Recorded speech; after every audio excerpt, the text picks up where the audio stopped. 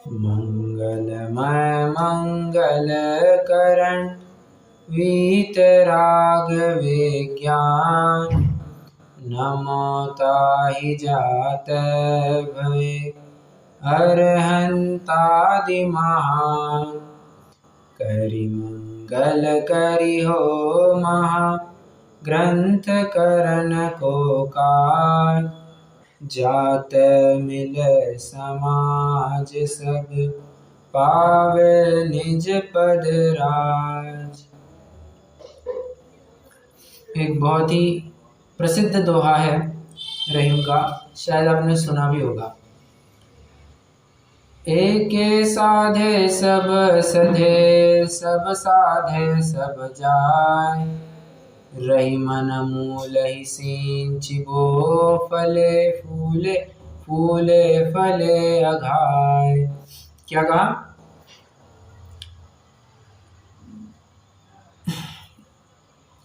पत्तों को, फूलों को, टहनियों को, इन सबको सींचने से अच्छा है एक जड़ को ही सींचो, पूरा पेड़ हरा भरा दिखेगा। निष्कर्ष, ये तो उदाहरण हो गया। निष्कर्ष, बहुत सारे जगह पर हाथ मारने से अच्छा है एक ही जगह हाथ मारो, अच्छे से हाथ मारो। कहते हैं ना क्या है, a jack of all but master of none. एक कहावत क्यों चल पड़ी? क्यों? तुम 1000 जगह छान मारोगे कि ये भी क्या है, वो भी क्या है, ये भी क्या है, वो भी क्या है, उससे अच्छा है एक ही काम में तुम एक्सपर्टीज लाओ, एक ही काम में तुम प्रवीण हो जाओ। ये बात इस छंद में से निकलती है। मैं यहाँ पर जो अगर आप गूगल पर ये छंद ढूंढेंगे तो गूगल पर आपको ये अर्थ मिलेगा कि अनेक अनेक देवी देवताओं को भजने से अच्छा है अपने इष्ट देव को भजो। मैं यहाँ पर एक विशिष्ट अर्थ करता हूँ। मैं कहता हूँ अनेक अनेक ग्रंथ पढ़ने से अच्छा है आप एक मोक्ष मार्ग प्रकाशक ग्रंथ पढ़ो, आपको सारे अनुयोगों का, सारे ग्रंथों का निचोड़ एक जगह पर मिल जाएगा। मैं मेरे मंगलाचरण इस प्रकार करने का ये प्रयोजन था। मोक्ष मार्ग प्रकाशक ये ग्रंथ ही अनोखा है। कल अपन ने पंच परमेष्टि के पूज्यता का कारण इस प्रकरण को पूरा किया। अब नया प्रकरण चालू करने से अरहंत आदि से कहा गया, अगला प्रकरण चालू करने से पहले मैं चाहता हूं कि हम अभी तक जितना पढ़ चुके हैं उसको फटाफट आज रिवाइज कर लें। आज मैं नया प्रकरण तो वैसे ही चालू नहीं करूं, क्यों? वैसे ही 4 दिन छुट्टियां है तो फिर से लिंक टूट जाएगी, फिर से लिंक बनाने में टाइम लगेगा, इसलिए अभी अपन थोड़ा रिवाइज ही करते हैं। फिर उस दिन मैं फटाफट 5-10 मिनट में फिर से एक बार रिवाइज करके मूल विषय में जुड़ जाऊंगा। आज तो पूरी कक्षा रिवीजन में ही जाएगी। तो सर्वप्रथम मोक्ष मार्ग प्रकाशक, ये उसका पहला अधिकार पीठबंध प्ररूपण नामक अधिकार की हम चर्चा कर रहे हैं। पीठबंध प्ररूपण कहकर के ये कहना चाह रहे हैं कि जितनी भी भूमिका हमें जमानी है, हमें पूरी की पूरी भूमिका इस प्रथम अधिकार में ही बनाएंगे। हम ये ग्रंथ क्यों लिख रहे हैं, किस प्रयोजन से लिख रहे हैं, इनमें किसको नमस्कार किया गया है, क्यों नमस्कार किया गया है, उनका स्वरूप क्या है, आदि आदि, उन्होंने क्या उपदेश दिया है, इन सब की बातें, हमारा थोड़ा बहुत इतिहास क्या रहा है, इस सब की बातें ये पीठबंध प्ररूपण नाम के प्रथम अधिकार में बताई गई है। और ग्रंथ की शुरुआत कैसे होती है, मैंने आपको एक सेंटेंस लर्न करने को कहा था, बिना देखे कोई बताएगा? बिना देखे ग्रंथ का प्रारंभ कैसे हुआ है?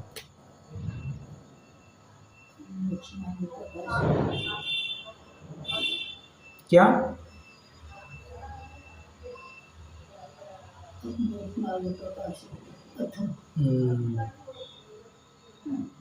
अरे क्या कहा?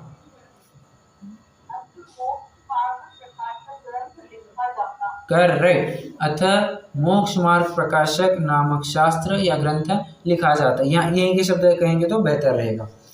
अथ, यह शब्द मंगलवाची शब्द है। अथ कहकर के a twist in your life, a new, कहते हैं ना लाइफ 2.0, मतलब एक नई जिंदगी शुरू होना, एक परिवर्तन आना। किसमें? अब तक तुम जो संसार के दुखों को झेल रहे थे, जिन संसार के दुखों को भोगते भोगते तुम और दुखी हो रहे थे, अब हम उसमें चेंज लाते हैं। कैसे मोक्ष मार्ग प्रकाशक नामक शास्त्र लिखा जाता है। मोक्ष मार्ग प्रकाशक शास्त्र लिखा जाता है, हम लिखने का कर्तृत्व नहीं ले रहे हैं। हम इतना जरूर कह रहे हैं कि ये ग्रंथ लिखा जा रहा है। हम ये क्यों कहे कि हम इस ग्रंथ को लिख रहे हैं, इससे तो हम यही बेहतर कहेंगे ये ग्रंथ है, लिखा जाता है। दो, एक तो एक्टिव वॉइस होता है, एक तो पैसिव वॉइस होता है। तो पैसिव वॉइस में सेंटेंस लिखा गया है, हाँ, कर्तृत्व नहीं बताना चाहते हैं। कई सारे आधार अपन ने देखे हुए हैं। कौन था अपना जैन सिद्धांत प्रवेशिका, उसके बाद विरच्यते स्वल्प धियाम हिताय, वहां पर ये शब्द, ये पद आया था। अब परीक्षा मुख सूत्र देखिए, वहां पर भी यही बात आई थी। परीक्षा मुख सूत्र में क्या था, प्रमाणादर्थ संसिद्धि तदा भाषा द्विपर्य इति वक्षे तयोर लक्ष्मा सिद्धम अल्पम लघीयस, अल्प बुद्धि के धारक जीवों के लिए लिखा जाता है। ठीक है, लिखा जाता है। अमृतचंद्र स्वामी भी ग्रंथ के अंत में कहते हैं, माँ वल्गुतु मोह में मत नाचो, ये कहकर कि अमृतचंद्र ने इस ग्रंथ को लिखा है। स्वरूप गुप्त अमृतचंद्रस्य कर्तव्यमेवन किंचिदस्ति, अमृतचंद्र सूरी का इस ग्रंथ के लिखने में कोई भी हस्तक्षेप नहीं है। तो ये ग्रंथ कैसे लिखा गया? हाँ, अब अपने 4 छंद याद किए थे, अगर आपको याद होगा। 4 छंद कौन से थे वे? वचनादिक लिखनादिक क्रिया, वर्णादिक अरु इंद्रिय हिया, ये सब है पुद्गल के खेल, इनमें ना ही हमारो मेल। क्या कहा? ये वचनादिक लिखनादिक जो क्रिया है, वर्णादिक अरु इंद्रिय का जो प्रवृत्ति पाई जा रही है, ये सब क्या है? ये पुद्गल की क्रिया है। हम लिख रहे हैं, हाथ चल रही है, लेखनी चल रही है, शब्द लिखते जा रहे हैं, हम बोलते जा रहे हैं, वो वचन आते जा रहे हैं, सब क्या है? ये पुद्गल ही तो है। इनमें ना ही हमारो में, इसमें हमारा कुछ भी हस्तक्षेप नहीं है।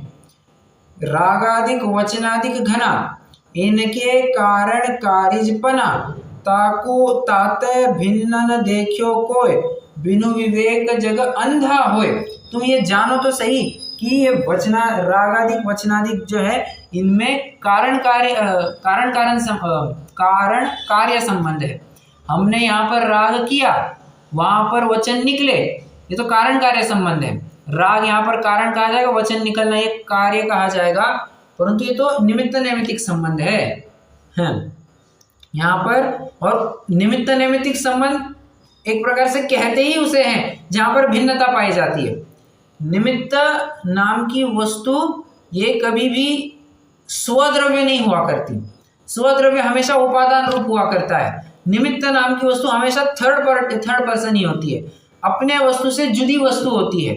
और जो इस 2 भिन्न वस्तुओं को अलग अलग नहीं देखता, उनको एक ही मानता है, तो बिनु विवेक जग अंधा होए, हाँ, उसके तो विवेक का ही लोप हो गया है। और अधिक क्या कहे, बिना विवेक का व्यक्ति अंधे से भी गया गुजरा है।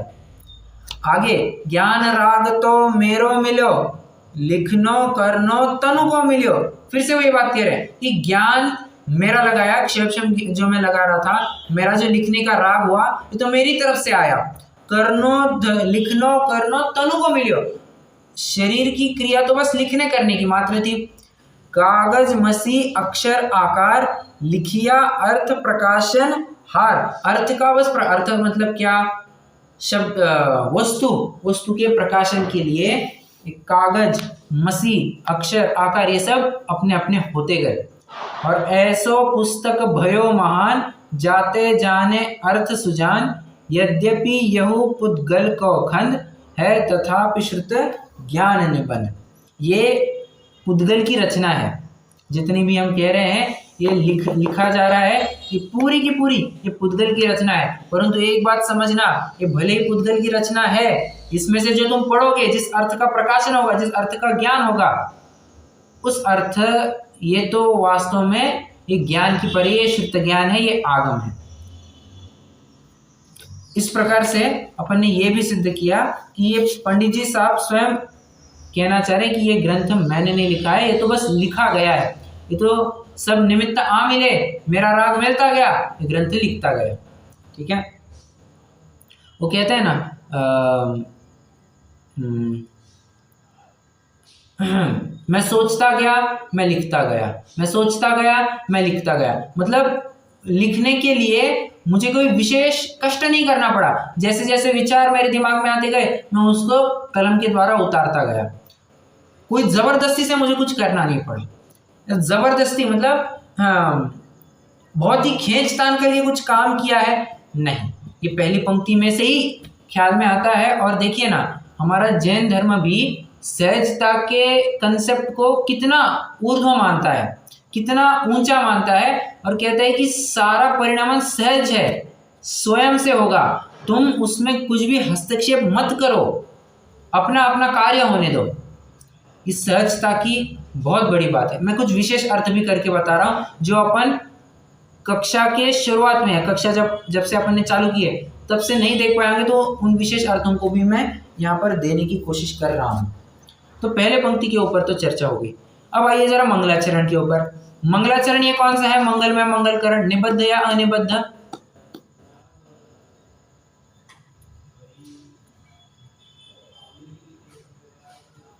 बताइए, ये जो मंगलाचरण है ये निबद्ध मंगलाचरण है या अनिबद्ध मंगलाचरण है? नो, ये निबद्ध मंगलाचरण है। मंगलमय मंगलकरण ये निबद्ध मंगलाचरण है। स्वयं ने अपने शब्दों की रचना की है ना, ये निबद्ध मंगलाचरण है। और फिर अनिबद्ध में किन्हीं आचार्यों ने जो मंगलाचरण लिखा होगा उसको as it is copy paste करना, वो नमोकार मंत्र जो इन्होंने लिखा है ये अनिबद्ध मंगलाचरण हो गया। तो इन्होंने दोनों मंगलाचरण करके दिखाए। जो निबद्ध मंगलाचरण है, जो इन्होंने स्वयं के शब्दों में गूंथा है, उसमें कहते क्या है? मंगलमय मंगलकरण, आज भी वो सुखरूप है, भविष्य में भी वो सुखरूप ही होगा। वर्तमान में सुख का कारण है, उसका कार्य भी सुखरूप ही होगा। जाहिर सी बात है, अगर आप किसी भी वस्तु में शक्कर डालेंगे तो मीठी ही होनी है।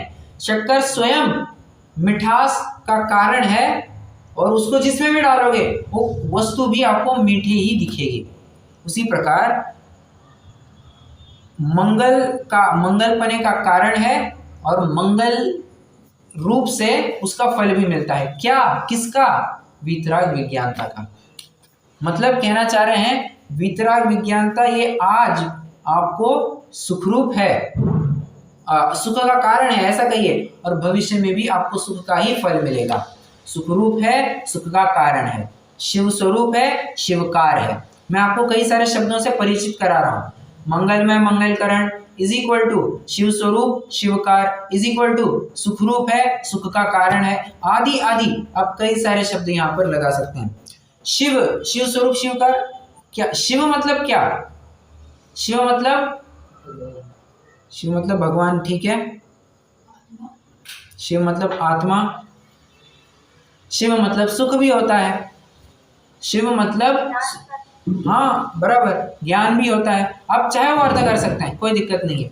तो शिव, अच्छा शिव मतलब भगवान, मतलब जो लोक में जिसे भगवान माना जाता है वो वाले भगवान नहीं। शिव मतलब भगवान आत्मा की भी बात होती है, और तीर्थंकरों के 1008 नामों में शिव ये नाम भी आता है, ठीक है। तो ये इस प्रकार से भी समझना आप।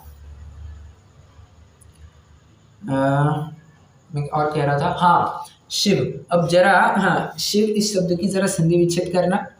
शिव और शव, थोड़ा सा शाब्दिक ज्ञान, आपको थोड़ी मजा आएगा आपको। शिव और शव, क्या अंतर है दोनों में? एक ई की मात्रा का ही तो अंतर है, परंतु ई की मात्रा ने कितना कुछ अंतर कर दिया। शव में अगर आप ई मतलब होती है लक्ष्मी, ई यह अक्षर लक्ष्मी का सूचक है।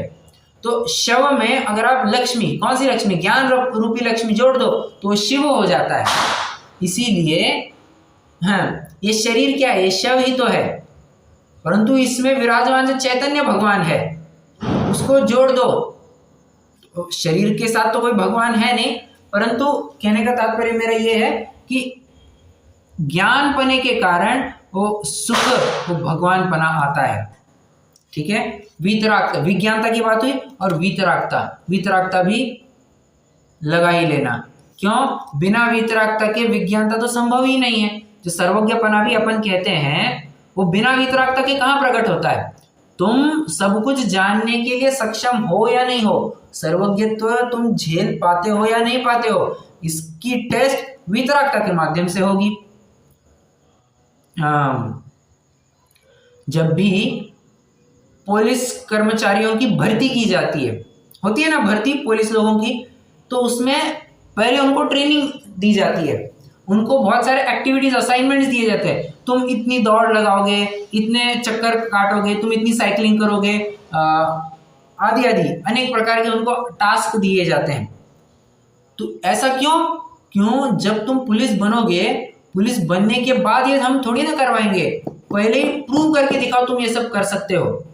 बराबर, अगर तुम टेस्ट में ही फेल हो गए मेन एग्जाम में, तो क्या गारंटी फिर तुम पास होगे, क्या गारंटी। इसलिए पहले वीतरागता होना जरूरी है, बाद में सर्वज्ञत्व मिलेगा।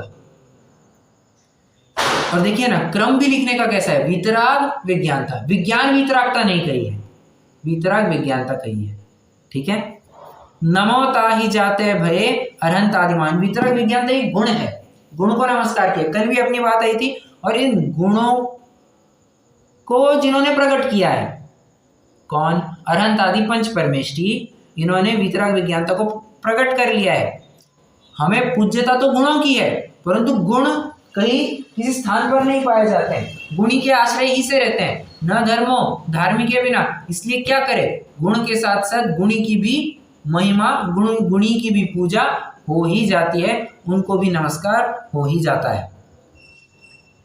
करी मंगल करी हो महा, ग्रंथ करण को काज, जाते मिले समाज सब, पावे निज पद राज। हाँ, महा, यहाँ पर शब्द क्या है, महा, महा, स्वयं के ग्रंथ को महा कह रहे हैं। महा मतलब क्या, महाराष्ट्र, महा मतलब क्या, महाराष्ट्र, महा मतलब बड़ा। एक प्रश्न है, स्वयं के ग्रंथ को बड़ा ऐसे कैसे कह रहे हैं,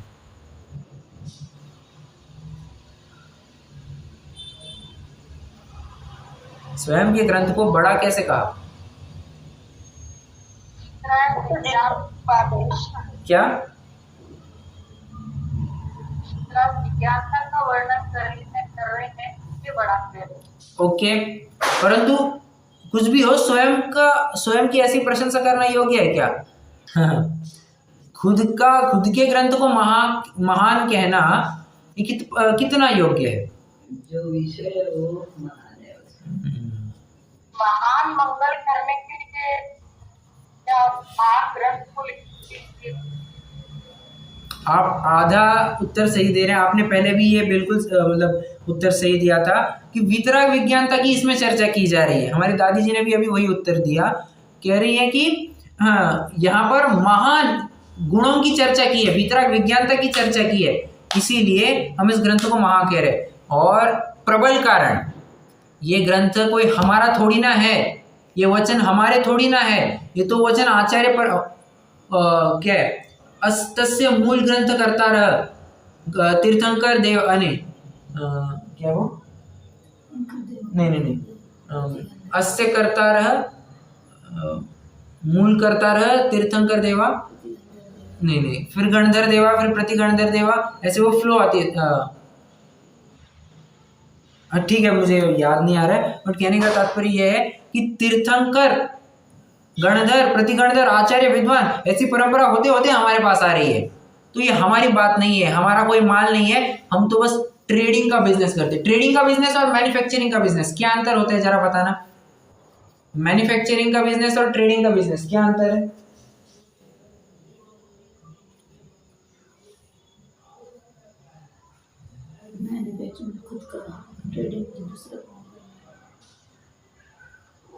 मैन्युफैक्चरिंग तो जिसने मतलब सर्वप्रथम जिसने कहा बना, करेक्ट।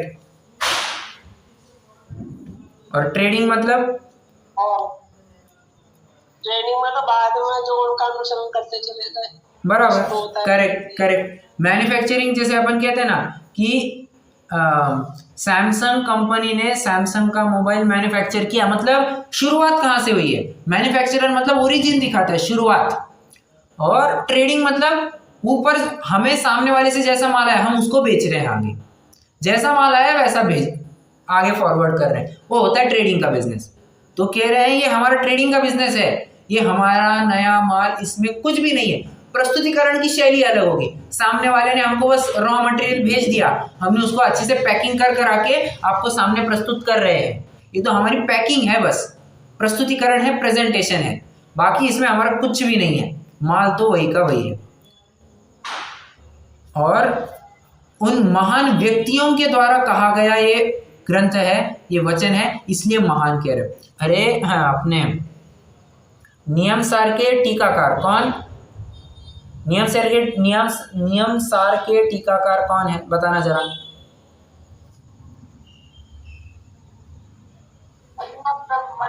करेक्ट, बहुत बढ़िया, पद्मप्रभ मलधारी देव। जानते हैं वे क्या लिखते हैं? मेरे मुख से अमृत झरता है। अब अभी मैं आपको कहूँ मेरे मुख से अमृत झरता है, कैसा है? कितना घमंडी व्यक्ति है ये, कोई खुद की तारीफ करता है, मेरे मुख से अमृत झरता है। अरे पर ये आचार्य कह रहे हैं मेरे मुख से अमृत झरता है, परंतु ये अमृत मेरा थोड़ी ना है, ये तो ऊपर से आया हुआ माल है। समझ में आ रहा है? तो यही बात यहाँ पर समझना, महान कहने का ये कारण रहा है। कई सारे तर्क मैंने फिर से रिवाइज करा दिए, आगे बढ़ते हैं। जाते मिले समाज सब। समाज माने क्या? समाज मतलब सब लेना। यहाँ पर सिर्फ और सिर्फ जैनियों की बात नहीं है। पहले तो अपन एकदम मुमुक्षु जीव, मुमुक्षु के बाद जितने भी 20 पंथी है, जितने भी श्वेतांबर है, सब जैन समाज, एक अखंड जैन समाज। उसके बाद एक पूरा मानव समाज, समाज मतलब होता है समूह, तो पूरा मानव समाज एक साथ आकर के बैठा है।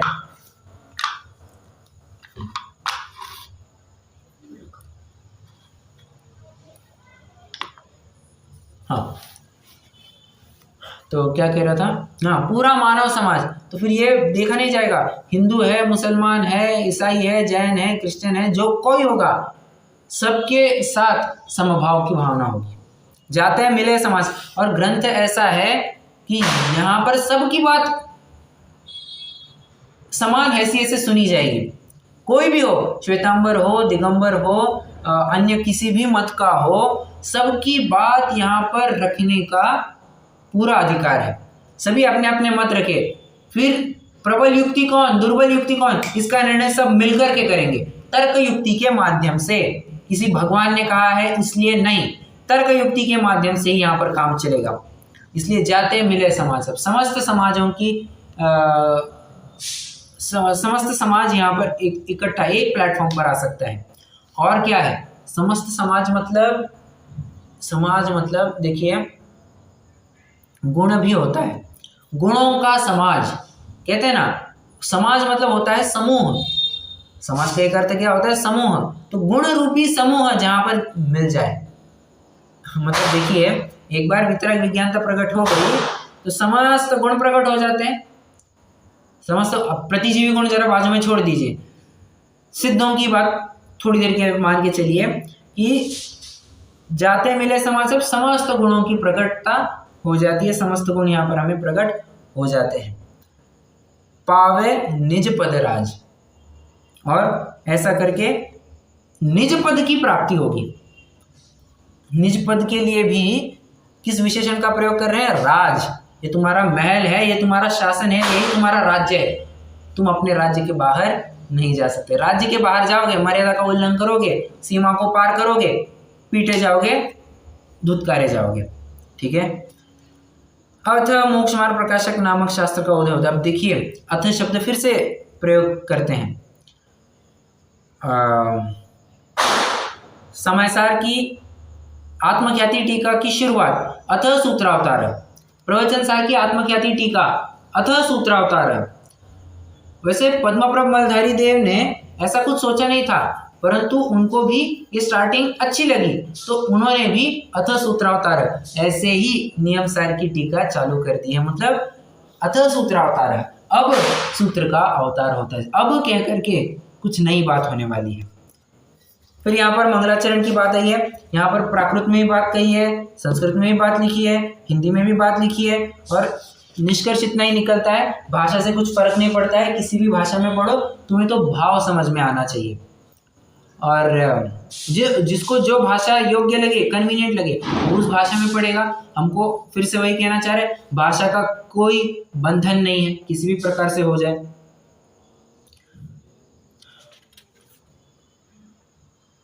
चलिए, इतना हो गया।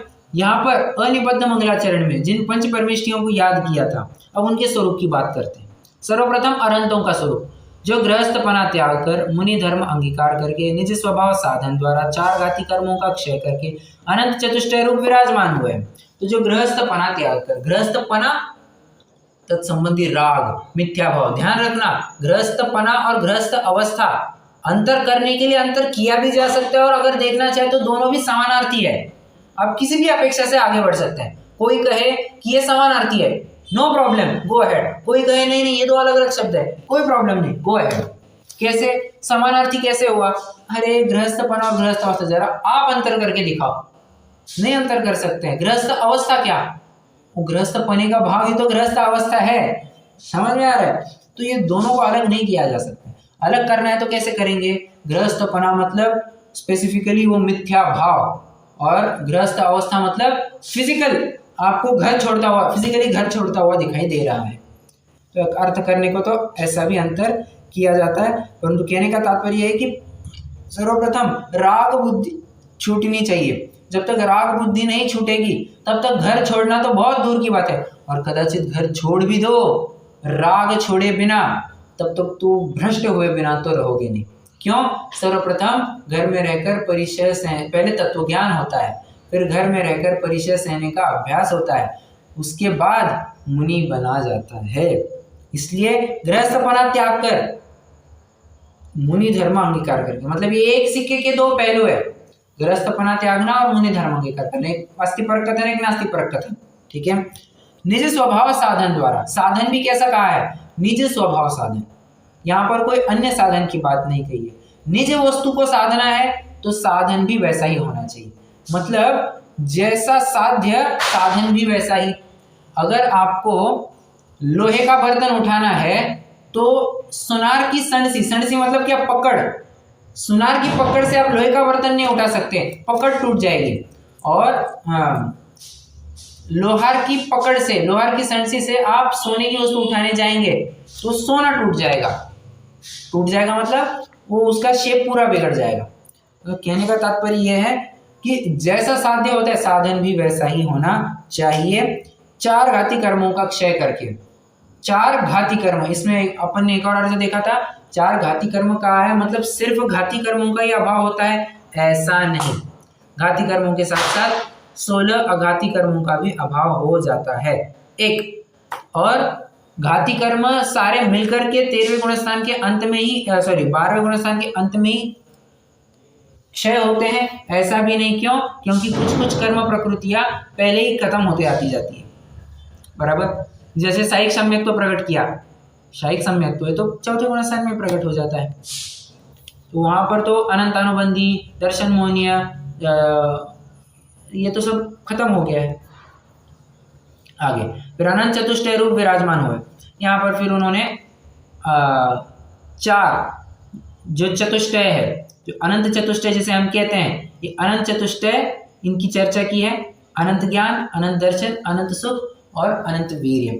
ये समझ में आ रहा है ना? मैं एकदम वन साइडेड जा रहा हूँ फिलहाल, बट समझ में आ रहा है ना पूरा? ये रिवीजन ही है वैसे, फिर भी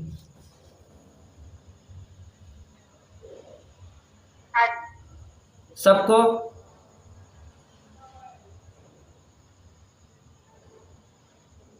जी भैया। ओके। तो चार अनंत चतुष्टय को, चार अनंत चतुष्टय कहने की अपेक्षा अनंत चतुष्टय, अनंत ज्ञान सब कुछ जान सकते हैं, अनंत दर्शन सब कुछ देख सकते हैं।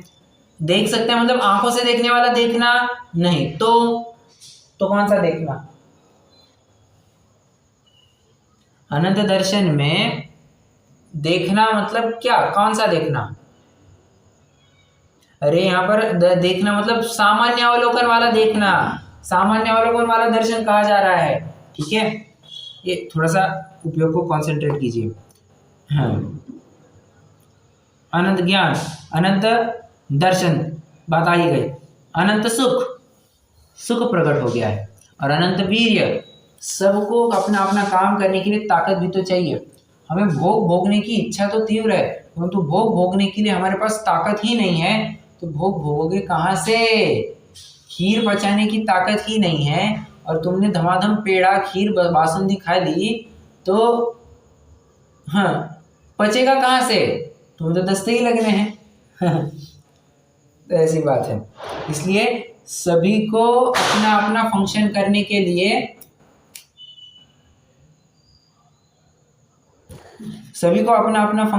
के लिए वीर्य ताकत की जरूरत होती है। ठीक है, आगे एक और बात कही है, राग द्वेष आदि विकार भावों से रहित होकर शांत रसरूप परिणमित हुए हैं। फिर उनके 18 दोषों से रहित बना पाया जाता है। आयुध अंबर आदि उनके कुछ नहीं होते हैं, आदि आदि कई सारे गुणों की चर्चा आई है। भगवान की एक परिभाषा की भी अपन ने चर्चा की थी, जो अप्रभावित रहकर सब कुछ जाने और सब कुछ जानते हुए अप्रभावित बने रहे, उसे भगवान कहते हैं। यही पूरा का पूरा अंश यहाँ पर हमें पढ़ने को मिला। अलग अलग हिस्सों में अनंतों का स्वरूप तो पूरा हो गया, अब सिद्धों के स्वरूप में जाते हैं। सिद्धों के स्वरूप में अनंत की अवस्था तक आए थे, अब उसके बाद क्या करना? अनंत के स्वरूप तक आए थे, उसके बाद करना क्या? तो कहते हैं कुछ काल पीछे, मतलब कुछ काल पश्चात। कितने काल पश्चात? 4 आघाती कर्मों का भी नाश हो जाता है। तो कहते हैं जघन्य रूप से अंतर्मुहूर्त, उत्कृष्ट रूप से 2 अंतर्मुहूर्त कम 8 वर्ष, सॉरी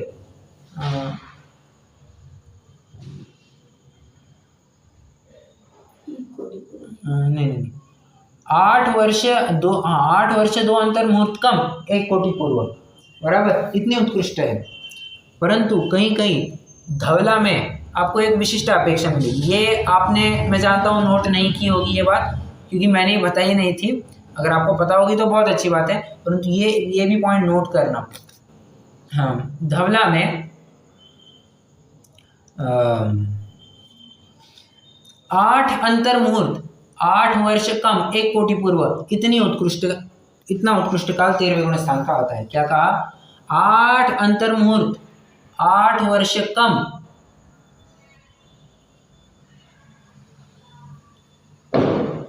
समझ में आया? नहीं समझ में आया?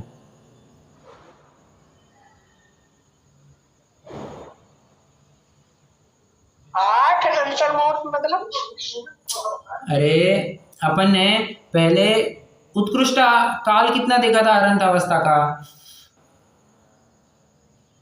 आज की कक्षा के पहले तक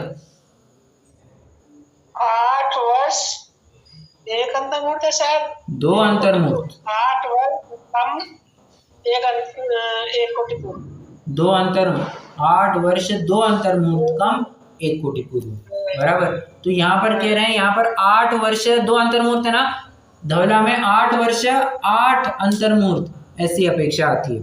ठीक है,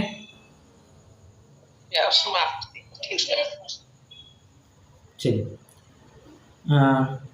कुछ काल पीछे 4 आघाती कर्मों के भस्म होने पर परम औदारिक शरीर को भी छोड़कर ऊर्ध्वगमन स्वभाव से लोक के अग्रभाग में जाकर विराजमान हुए हैं।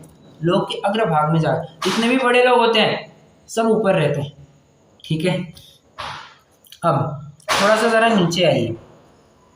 तथा 5th लास्ट लाइन, तथा जिनके ध्यान द्वारा भव्य जीवों को स्वद्रव्य परद्रव्य का और औपाधिक भाव स्वभाव भावों का विज्ञान होता है। मतलब कहना चाह रहे हैं कि स्व पर हे उपादेय, इन सब का ज्ञान यहाँ पर हो जाता है।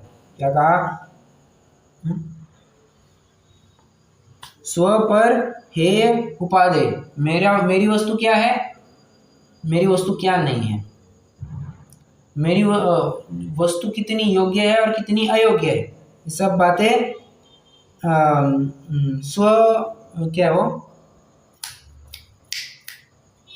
स्व पर हे उपादेय, ठीक है, इसमें आती है। तो कहते हैं जिनके ध्यान द्वारा भव्य जीवों को स्वद्रव्य परद्रव्य और औपाधिक भाव को स्वभाव भावों का विज्ञान होता है, जिसके द्वारा उन सिद्धों के समान स्वयं होने का साधन होता है। क्या कह रहे हैं? जिनके द्वारा उन सिद्धों के समान स्वयं होने का साधन होता है। कैसे? अरे स्वद्रव्य परद्रव्य का भेद विज्ञान करो, स्वभाव पर भाव का भेद विज्ञान करो, वहां पर अपने आप पहुंच जाओगे। ठीक है, इसलिए साधने योग्य जो अपना शुद्ध स्वरूप उसे दर्शाने को प्रतिबिंब समान है तथा जो कृतकृत्य हुए हैं इसलिए ऐसे ही अनंत काल पर्यंत रहते हैं। ठीक है, ऐसे निष्पन्न हुए सिद्ध भगवान को हमारा नमस्कार। सिद्ध भगवान के बारे में भी ये बात आई है और कहना चाह रहे हैं कि हाँ, सिद्धों नहीं, कहा गया, शुद्ध स्वरूप उसे दर्शाने के लिए प्रतिबिंब समान है। जैसे आईने में जाकर के देखिए तो अपनी शक्ल एकदम व्यवस्थित दिखती है, वैसे ही हाँ, सिद्धों का जीवन प्रतिबिंब के समान है। ठीक है, प्रतिछंद के स्थान पर है। चलिए, अब आचार्य उपाध्याय साधु का सामान्य स्वरूप। सबसे पहली कंडीशन विरागी होना। ये बीतरागी है, ये किसी का राग नहीं पालते हैं। ग्रह समस्त परिग्रह का त्याग कर दिया, समस्त परिग्रह का भी त्याग कर दिया है। शुद्धोपयोग रूप मुनि धर्म अंगीकार कर। तुम्हारा धर्म क्या है? शुद्धोपयोग रूप। तुम तो अभी अभी ज्वाइन हुए हो 9 महीने पहले। नहीं होगा,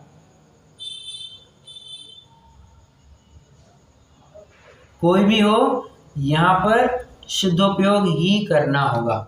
शुद्धोपयोग मतलब शुद्धोपयोग।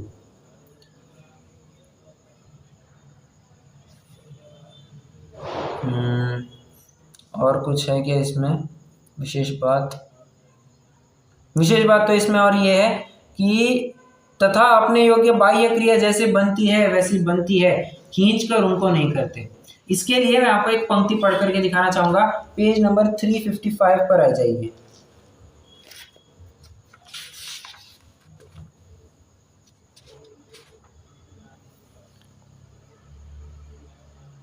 आ गए? मोक्ष मार्ग प्रकाशक पेज नंबर 355।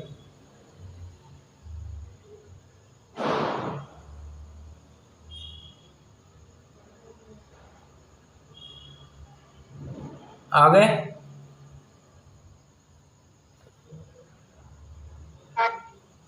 थ्री 355 देखने से भी अच्छा है 354 देखिए, लास्ट पैराग्राफ। हाँ, गुणस्थान प्रमाण ज्ञान, गुणस्थान प्रमाण क्रिया। उसमें विशेष इतना कि एक गुणस्थानवर्ती अनेक जीव हो तो अनेक रूप का ज्ञान कहा जाता है, अनेक रूप की क्रिया कही जाती है। भिन्न भिन्न सत्ता के प्रमाण से एकता नहीं मिलती। एक जीव द्रव्य में अन्य अन्य रूप औदैहिक भाव होते हैं, उन औदैहिक भावानुसार ज्ञान की अन्य अन्यता जानना नहीं। हाँ, आगे कहाँ गया? हाँ, 355 पर भी देखिए, ऊपर से ही पढ़ते हैं। हाँ, परंतु विशेष इतना कि किसी जाति का ज्ञान ऐसा नहीं होता कि पर सत्तावलंबनशीली होकर मोक्ष मार्ग साक्षात कहे। क्यों? अवस्था प्रमाण पर सत्तावलंबक है, परंतु पर सत्तावलंबी ज्ञान को परमार्थता नहीं कहता। आगे, जो ज्ञान हो वह स्व सत्तावलंबनशील होता है, उसका नाम ज्ञान। उस ज्ञान को सहकारभूत निमित्त रूप नाना प्रकार के औदैहिक भाव होते हैं। उन औदैहिक भावों का ज्ञाता तमाशगीर न करता है, न भोगता है, न अवलंबी है। इसलिए कोई ऐसा कहे कि इस प्रकार के औदैहिक भाव सर्वथा हो तो फलाना गुणस्थान कहा जाए तो झूठ है। उन्होंने द्रव्य का स्वरूप सर्वथा प्रकार नहीं जाना। क्या कह रहे हैं? हाँ, फलाना गुणस्थान में ऐसे ही औपाधिक भाव होते हैं, ऐसे ही औदैहिक भाव होते हैं। नहीं, यू आर सैडली मिस्टेकन। ऐसा नहीं होता है। क्यों? जितने जीव असंख्यात लोक प्रमाण उतने परिणाम होते हैं, और कितने परिणामों की हम लिस्ट बनाए, संभव तो बात वैसी नहीं है। चलिए,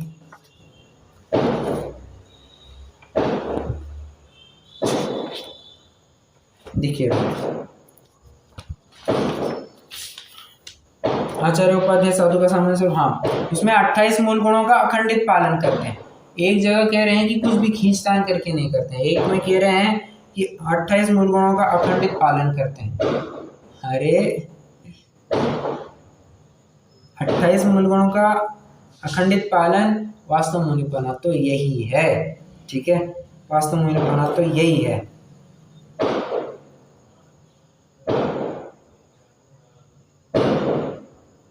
एक मिनट,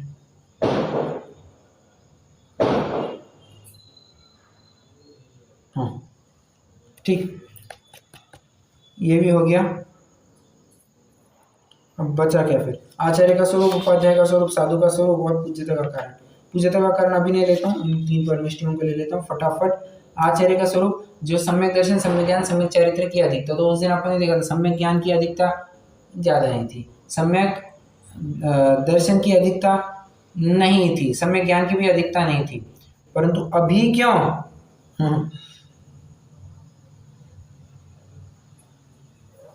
इसमें सम्यक चारित्र की अधिकता है। सम्यक चारित्र की अधिकता मतलब आचरण में विशेषता इनकी पाई जाती है। और यहाँ पर भी कोई भी चीज खींचतान करके नहीं करते, कोई आए तो उपदेश दे, ना आए तो ना उपदेश दे, वैसा ही सही, उनको तो अपने शुद्ध उपयोग से मतलब है।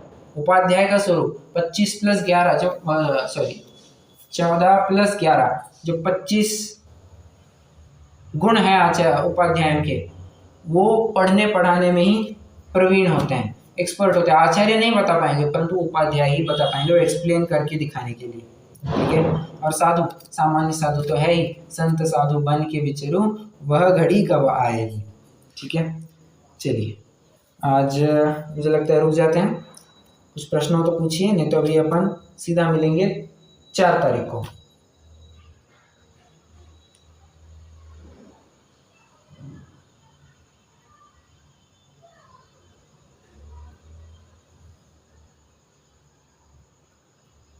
चलिए।